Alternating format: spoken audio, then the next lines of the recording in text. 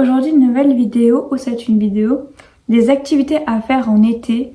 Donc si vous vous ennuyez en été, vous savez pas quoi faire, cette vidéo est pour vous. Première chose que vous pouvez faire seul ou entre amis, faire de la peinture.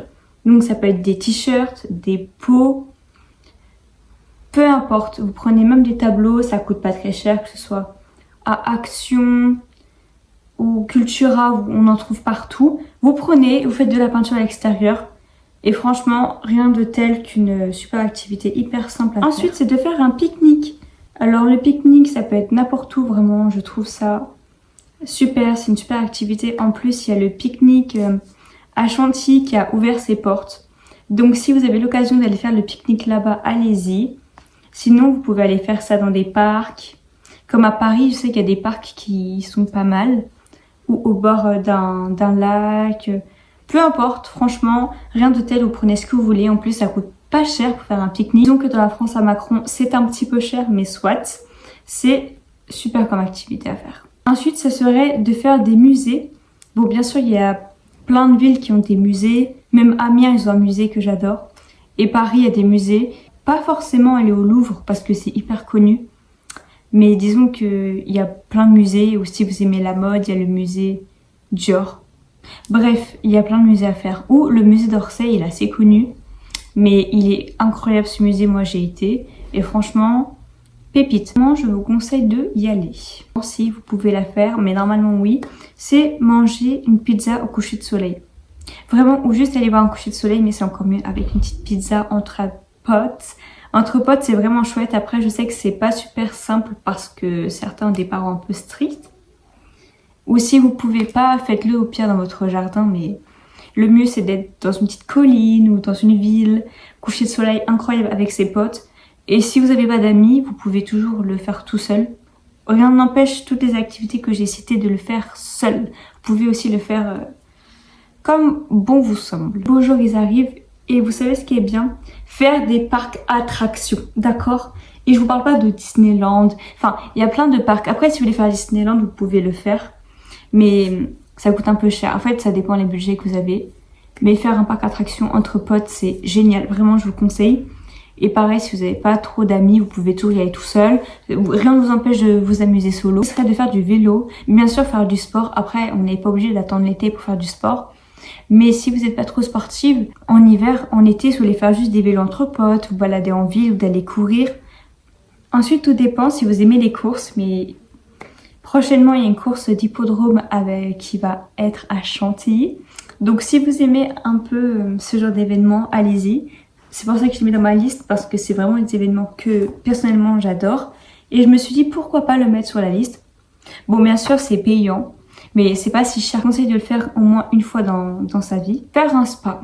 Vraiment, j'ai rien à dire d'autre. Bon, après, un spa, c'est plutôt bien, je trouve, entre copines. Personnellement, je n'ai pas encore testé. Mais si vous avez l'occasion de le faire avec une ou deux copines, faites des spas. Une soirée de pyjama aussi, je dirais, si vous pouvez inviter des amis, bien sûr, à dormir chez vous.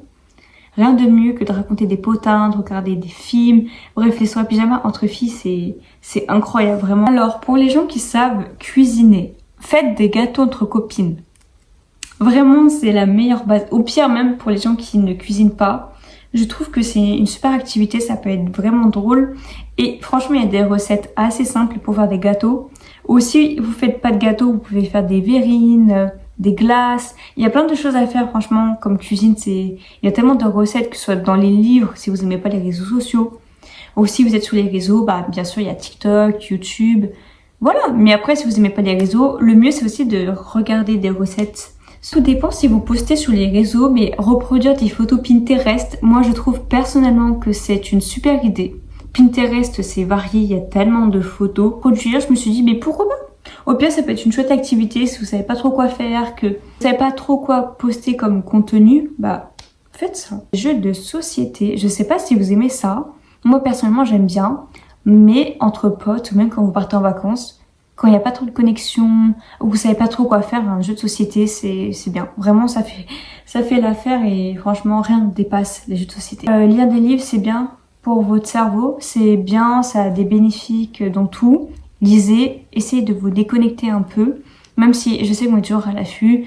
on est H24 sur les réseaux sociaux. Après, je vous avoue que de passer votre temps à stalker des stars, à regarder les nouvelles tendances, des fois se déconnecter et lire un peu, c'est bien. Après, pour les gens qui n'aiment pas du tout lire, essayez les mangas. Je sais que j'ai des proches qui aiment pas lire, mais les mangas, ça passe tout seul. Ou même les bandes dessinées, je sais qu'il y a encore des gens qui adorent les bandes dessinées. Quand je dis lire des livres, bien sûr, j'inclus ça dans le lot. Les bandes dessinées et tout, ça change un peu que d'être tout le temps sur les réseaux sociaux.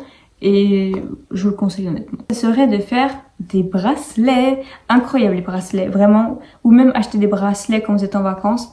Mais vous achetez des bracelets de perles. Enfin, je dis bracelets, mais vous pouvez faire des colliers aussi. Hein. Ou des colliers au niveau de votre cheville. Enfin, un bijou autour de votre cheville. Vraiment, comme activité, c'est bien. Vous pouvez... Oui, en fait, je suis en famille, donc si vous entendez du bruit, c'est normal. Faire des bracelets en commun avec sa meilleure amie, c'est la meilleure chose qui soit. Moi, je sais qu'avec ma copine, on part au concert ce week-end et je lui ai pris... Bon, c'est vraiment qu'il l'a fait parce que j'avais pas les perles. Mais en parlant de bracelets, vous pouvez vous acheter aussi un bracelet en commun.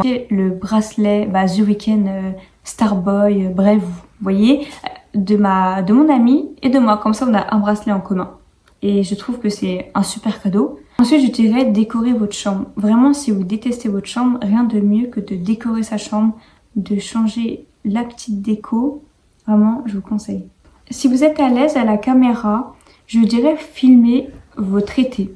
Si vous partez en vacances, je me dis, ça fait des souvenirs, faites beaucoup de photos que vous pourrez coller sur votre carnet. Ça, c'est une chouette activité de prendre des photos et de coller dans votre carnet. Je trouve que c'est quand même un peu mieux que de tout poster sur les réseaux. Je dis pas de pas poster, c'est bien de poster sur les réseaux.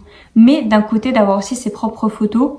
Comme ça, plus tard, quand vous allez grandir et tout, vous aurez un carnet avec toutes les photos que vous avez en main. Je trouve que c'est tellement mieux que de montrer...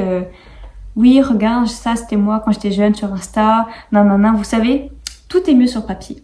Je fais des vidéos depuis que j'ai 12 ans, depuis 2016, parce que cette chaîne YouTube, c'est depuis 2018 que je l'ai. Ça fait 6 ans que je suis sur YouTube normalement.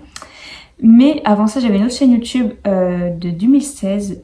Mais elle est encore disponible, mais je vous dirai pas le nom.